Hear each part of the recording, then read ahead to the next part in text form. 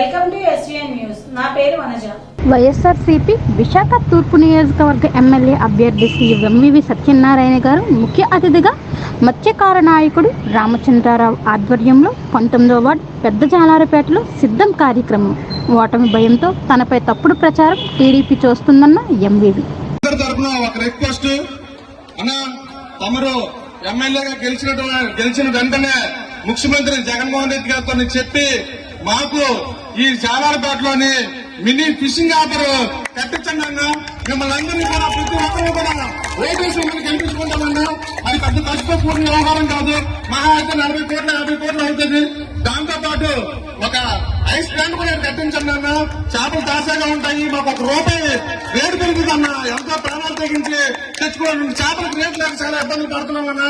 మా మత్స్యకారుల్ని మా చేపల బతుకులు చాలా చిన్న బతుకులు.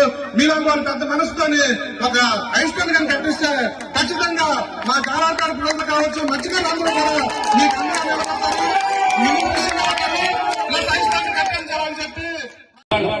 ఈ స్థాయిని ఎంతో కొంత నాకు ఇప్పుడు అవకాశం వచ్చింది, పెద్దవాడిని అయ్యాను కాబట్టి ఈ చివరి సంవత్సరాలు కొంతకాలం పాటు నేను ప్రజలకు మంచి చేయాలని ఆలోచనతో ఈ రోజు ఇక్కడికి వచ్చాను తప్ప వేరే కాదని కూడా మీ అందరికి తెలియజేస్తా ఉన్నా.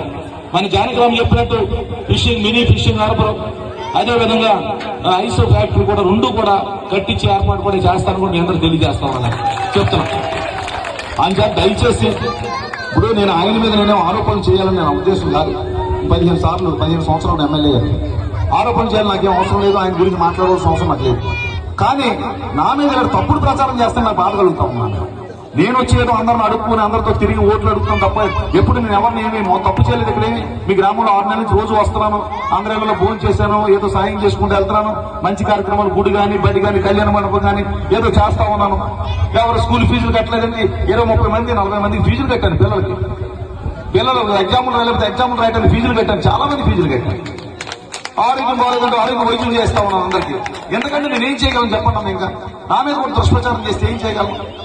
ఇవాళ జగన్ గారి ప్రభుత్వం 100% మళ్ళీ వస్తుంది. మళ్ళీ మనందరికి మంచి జరుగుద్ది. నేను మీ అందరితో ఉంటాను. నేను అని చెప్పి గమనించి ఈ ఒక్కసారి అవకాశం ఉంటే ఒకవేళ నేను మళ్ళీ చేయలేదనుకోండి, మీ ఊరు మధ్యలో నిలబెట్టి ఇక్కడ నన్ను కరోనా తాళ్ళు పెట్టి కట్టేసి కొట్టేసాను. అందరూ కూడా ఇక్కడ ఈ గ్రామంలో తీసుకొచ్చి నిలబెట్టి కట్టేసి కొట్టేసాను. అందరూ నేనే తప్పు చేస్తాను.